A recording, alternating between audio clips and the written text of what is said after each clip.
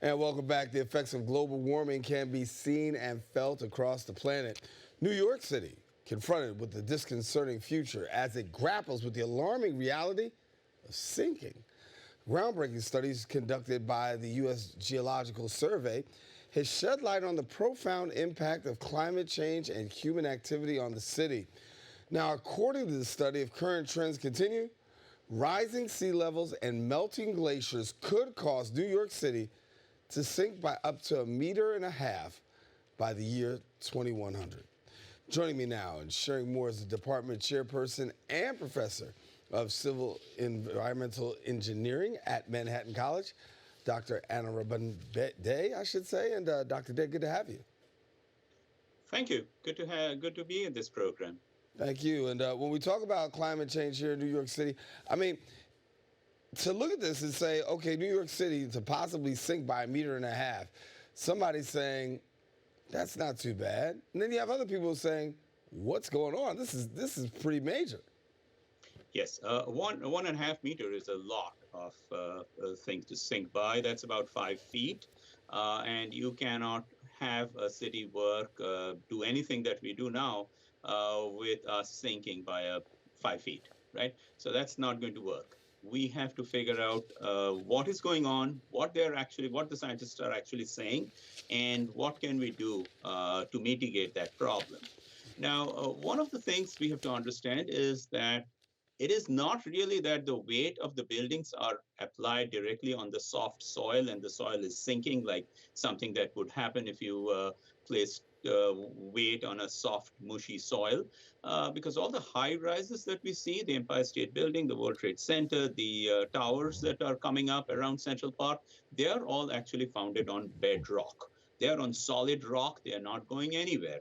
So the rock is not sinking. It is the soft soil around it that is going down. So it is not as bad as it sounds in that the weight of the buildings is not going to be a problem. But overall, there will be a lowering of the surface, and that is always happening. It is just that the climate change is making the sea level rise at the same time. So you have a building sink and the sea level rise that are going to create the problem. Yeah. Well, we're dealing with climate change all across New York City. And I want to go back to the most recent events that we've had here, which is the wildfires. And I think that for many New Yorkers, it was a real grim reality to understand how much we're really dealing with quality of life issues when it comes to this. And when I thought about the wildfires, I thought about just living in certain parts of New York City that have to deal with bad air quality all day long.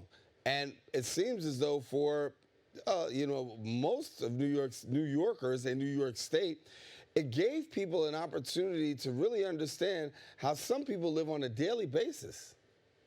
That is exactly right. I was asking, I put a picture on Facebook from my just evening sunset in my town in where I live, just outside New York City. And my friends from California said, that looks like our place. I mean, that's what we went through when we had the wildfires. It is really bizarre that, I mean, we are living hundreds of miles away in a different country from where the fires are, and yet we are all affected. And this tells you that, I mean, we are not immune to climate change, even if your own city, your own village, your district tries to be progressive, tries to put certain regulations in place and control and make sacrifices to save the environment. You are not immune to things going wrong somewhere else. And totally affecting our lives. Yeah, we're talking about climate change, and let me stay with the local wildfires for a moment. We know that they've come, they've gone, but reality is there is a potential long-term impact for some people who've been experienced this. Yes, it is having, the doctors are telling us that it does have some serious health issues. Those who have respiratory problems, those who have asthma, small children, older people, they have. I'm not a medical doctor, but I'm hearing on the media and reading, there are long-term health effects for these people. For all of us, the way it was a couple of weeks back, it affected all of us. We were having itchy eyes, we were coughing more than we do, and that's not good. And we don't want it to be this way in the long term. Yeah, I want to go back to our initial conversation. We were talking a little about the sinking of New York City, the New York City sinking possibly by meters if all continues the way that it's going right now. And when I think about what's going on, there's a lot of construction that's going on here in New York. And when you look at what's happening here in New York City, a lot of buildings are going up, a lot of digging, deep digging is going down.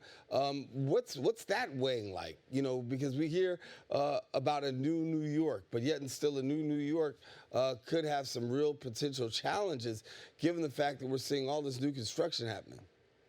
So when we build, that's a very good question. So when we build something, we need good foundations. You need to transfer the load from the building, from the people, all the furniture, everything that is in the building, the structure itself, the concrete, the steel. They have to transfer the load somewhere. And usually the bedrock is our go-to place, because once you put the load on the rock, it goes straight into the ground and it is not going to be affected by anything else. So whenever possible, our goal is to put the load on the rock. And it is very interesting that if you look at the Manhattan skyline from New Jersey, from the like standing in Hoboken, you look east, you're going to see the New York skyline. You see the skyscrapers near the Central Park up to about 34th Street on the south end, Empire State Building. And on the very south tip, you're going to see the World Trade Center and the buildings around the financial district. In between, there is no high rise. Why is that so? Because the bedrock is very deep in that area, and it was not possible to put high-rise buildings and put them on the soft soil. So the skyline of New York, the U-shaped skyline, which dips in the in the lower town, just north of the financial district, tells you what the much deeper subsurface is like, where there are rocks and where there isn't. Yeah. Do you have a fear, given the fact that there's so much construction going on? You know that you're asking a difficult question for me to answer, because I am very deeply involved with civil and construction engineering. We teach students who go out and work.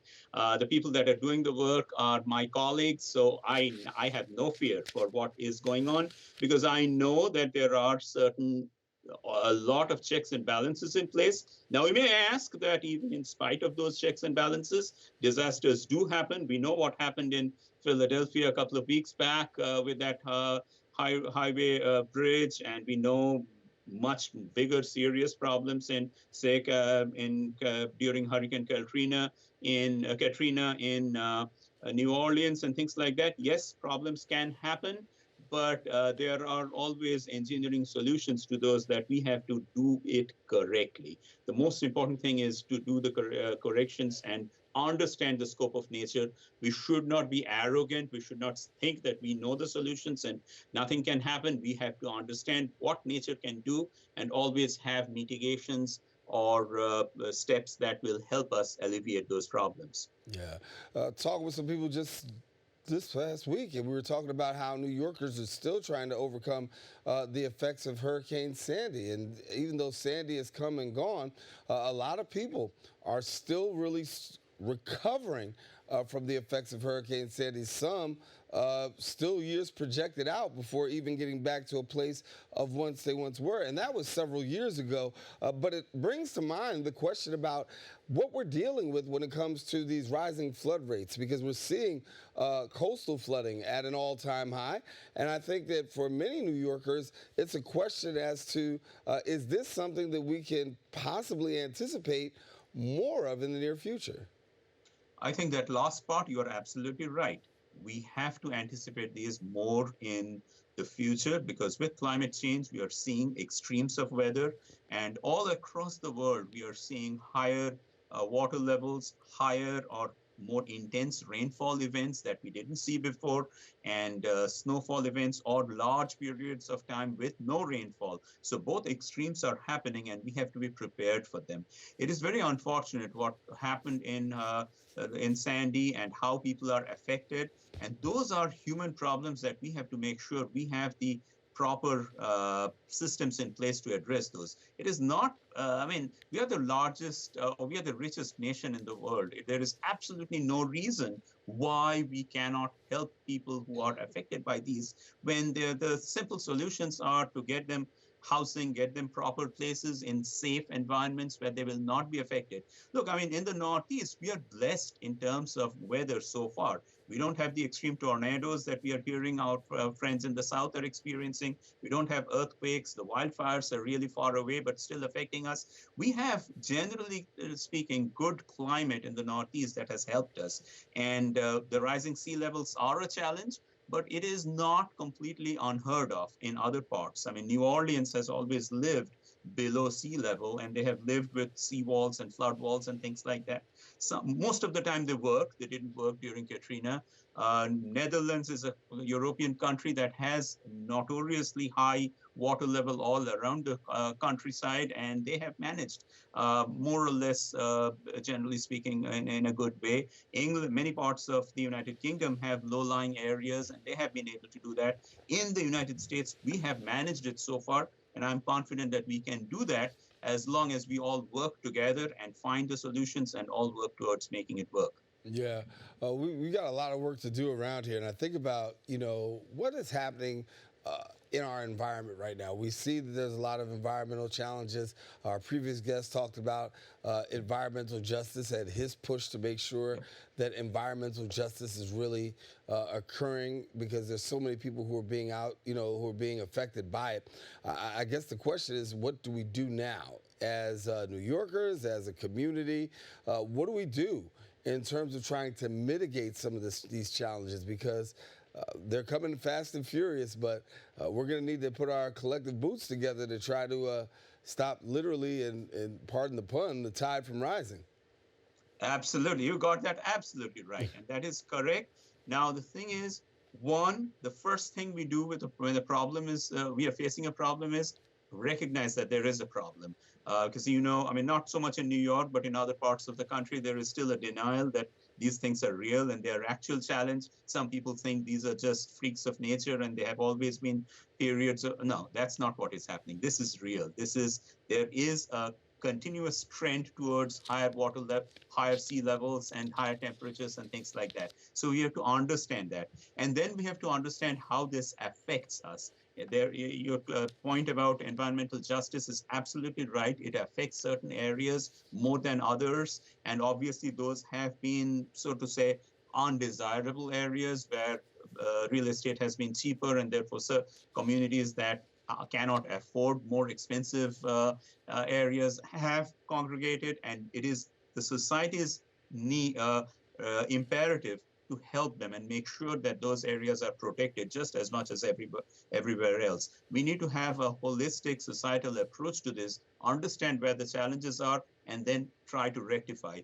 People have to also understand that these natural trends have a certain way of playing it out, and we cannot keep fighting them. So rather than go back and build in an area which has seen floods repeatedly, we have to find ways of retreating and going up to higher lands, higher grounds, and make it. And sometimes there are social or economic issues that come into play. In other words, is it more important to save somebody's beachfront vacation home or save a community from inundation? And those calls are really political, social in nature, and as a society, we have to attack them and do what is right by the values of our society. Yeah, that's a hard call there, because you got somebody that says, "Listen, I need my house, and I want my house," and then you have the community says, "Well, we need your house," and that can become. And we've seen this. That has been the bone of contention in so many communities as to stopping progress from happening from communities who really want to see some effective change being done. For you right now, as you do your work, what are some things that you would say that we, the public, should be paying attention to right about now? Well, the big theme in all of this is infrastructure. And when I say infrastructure, I just don't mean bridges and tunnels and railroad bridges and things like that. But what we are talking about is infrastructure that supports our life. It affects the quality of life.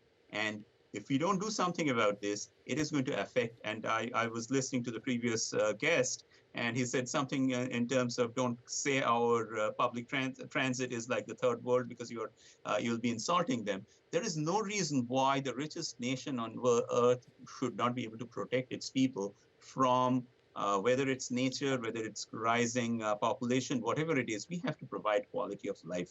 And for that, we have to make decisions as a society. And that's what we try to tell students when we have young minds in our hands, that you need to know how we affect what happens in society. And as a society, we make decisions of where to put our resources and how to make the infrastructure work for you. And by infrastructure, I mean the wastewater treatment systems. When a treatment plant floods, you have sewage, raw sewage on the streets like we had after Sandy. There's no reason why that would be happening in New York. Why we cannot have clean drinking water free of lead and anything else for our children. These are essentials in life, and we have to make sure that they are available for everybody, not just a few who live in certain areas or who are privileged to afford certain things. Yeah, I always contend that there's a problem when we can't get clean drinking water and you got lead in water, when sometimes it just costs a little bit more to change the pipes, but now it becomes such a challenge. I've got some great friends in Flint, Michigan who can attest to that even though they've changed, they got clean water, they don't have clean pipes. And so it always becomes this ever-growing challenge of how can we make things better and what can we do in order to make things, in order to make things better. But I think about what we can do. What can we do to prevent things from happening? We talked about Superstorm Sandy and the effect that it had here in New York City, and it continues to have lingering effects for some. What can we do to avoid having such a catastrophe as Sandy, if that were to come back this way again? How can we be better prepared? We need to protect ourselves. So the city itself has to be protected. And there were massive investments done to build flood walls and different types of systems that would hopefully be able to block the tide. I mean, Sandy happened because there were huge storm surges. There was not that much rainfall, but the storm surge from the river, from the ocean and from the rivers were extremely high. So we have to block those. That would be a way to protect our city. We have to make sure there are certain measures that were already taken. For example, very quickly, hospitals realized that you do not put your backup power system in your basement because they are going to get flooded and you're going to lose power and lose your generators. So already there is a move.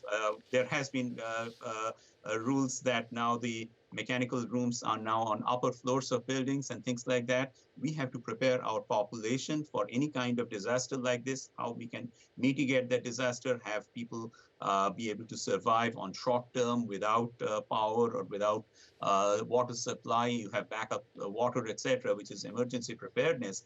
And there has to be a consciousness in the society that these are realities of life, and we have to all make sacrifices to be prepared for them. If you look at societies like Japan or Taiwan, which are unfortunately very prone to earthquake, the whole nation is geared towards preparedness. You talk to them, they do drills.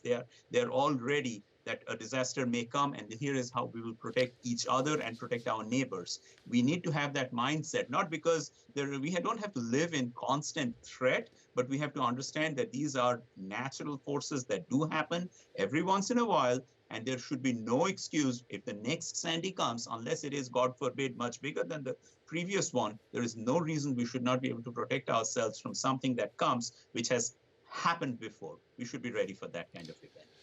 I've heard conversations with, I should not have heard, I've had conversations with people, even from the UK, who say, listen, when it comes to the United States, your level of preparedness isn't quite up to snuff. Your level of dealing with things aren't quite up to snuff. And, I got my American pride on my shoulder. I'm saying, no, you don't understand.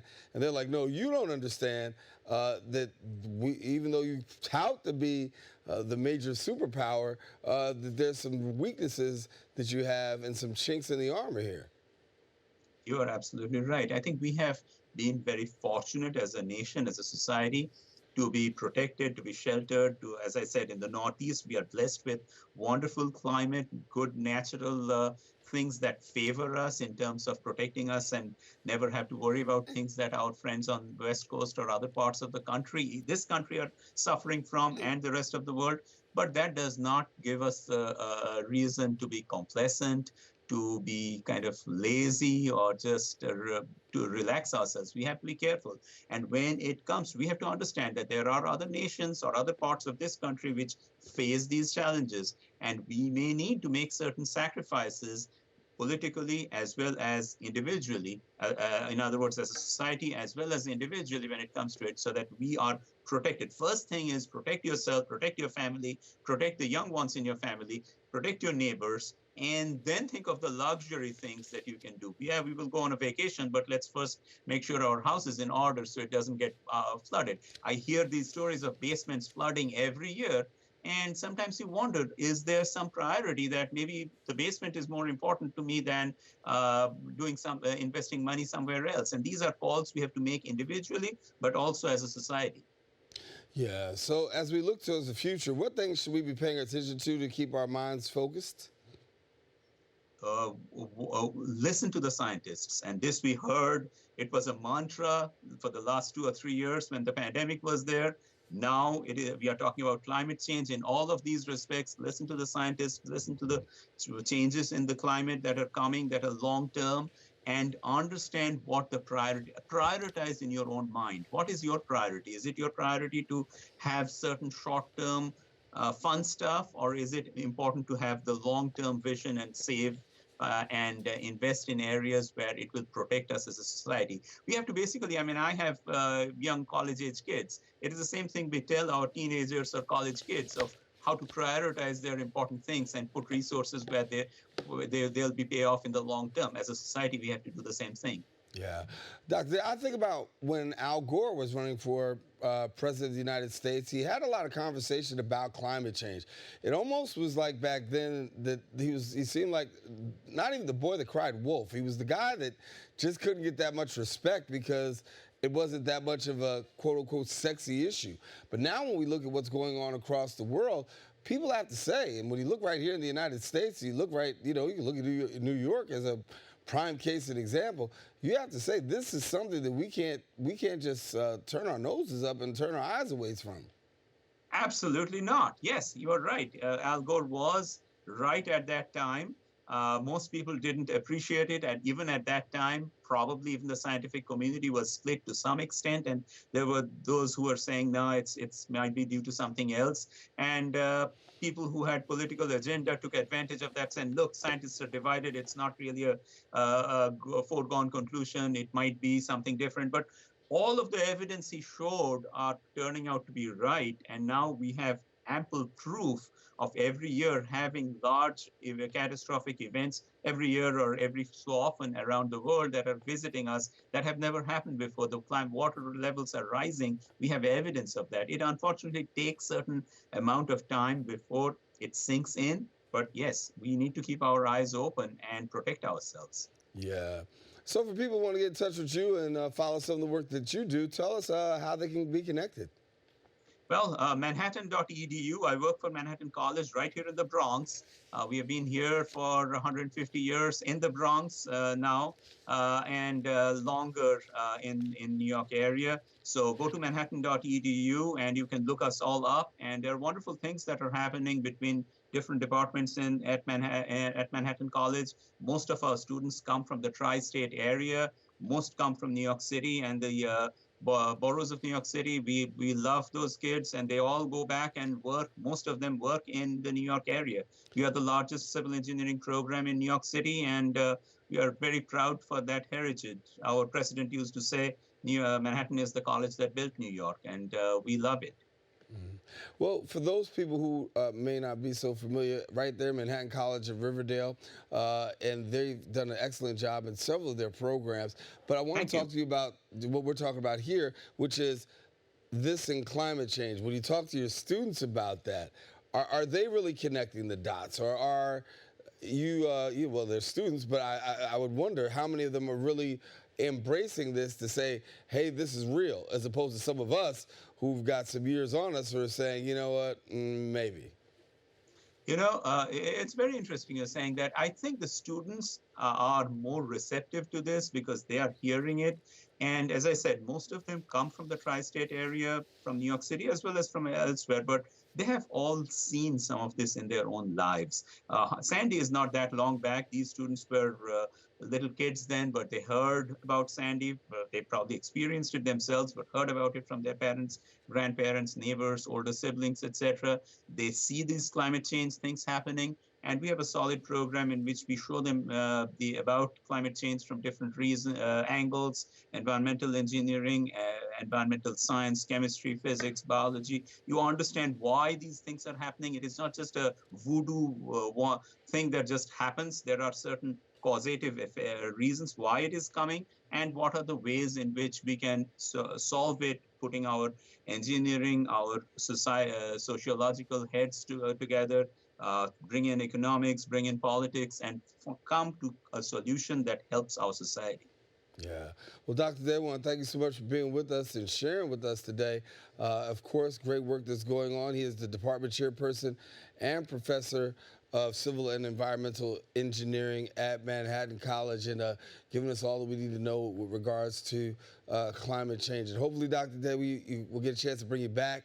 We'll assess how things are going, and if we find ourselves in some challenges, hopefully we can bring you back and hear your voice, and you can give us a credible message. Absolutely. Thank you. It was a pleasure talking to you, and I look forward to coming back again and talking. Keep up the good work. Hey, thank you so much. All righty.